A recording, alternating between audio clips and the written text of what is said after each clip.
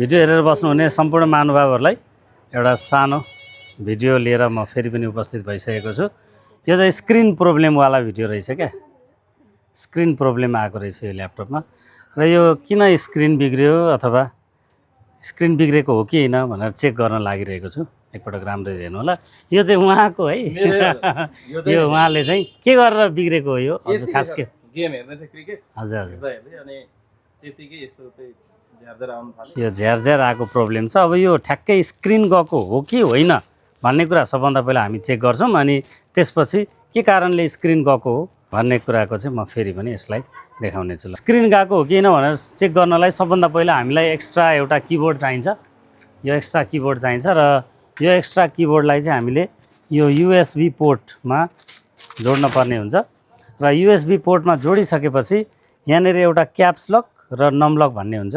यो caps lock बल्दै निप्दै गर्छ र नम लक पनि बल्दै निप्दै गर्छ भने चाहिँ computer is okay, laptop is okay भन्ने अर्थ हुन्छ। स्क्रिन खराब भएको छ भन्ने अर्थ छ।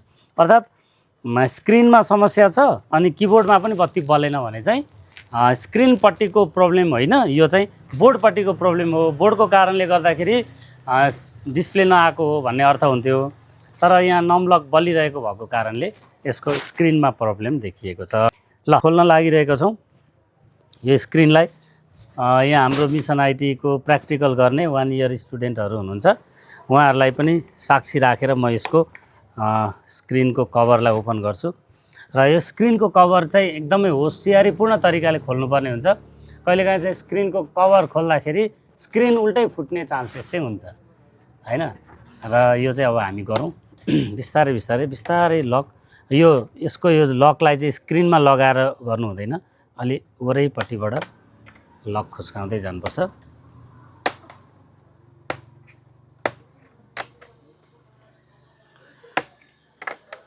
मैले यो खोलिरहेको छु। यो हामी चाहिँ अब चेक गर्नेवाला छौँ। ल यो हामी खोल्दैछौँ होइन, ल खोलिरहेको छौँ। यसलाई अझै यहाँबाट खोल्नुपर्ने हुन्छ। स्क्रिनको लकलाई हामीले निकाल्दैछौँ।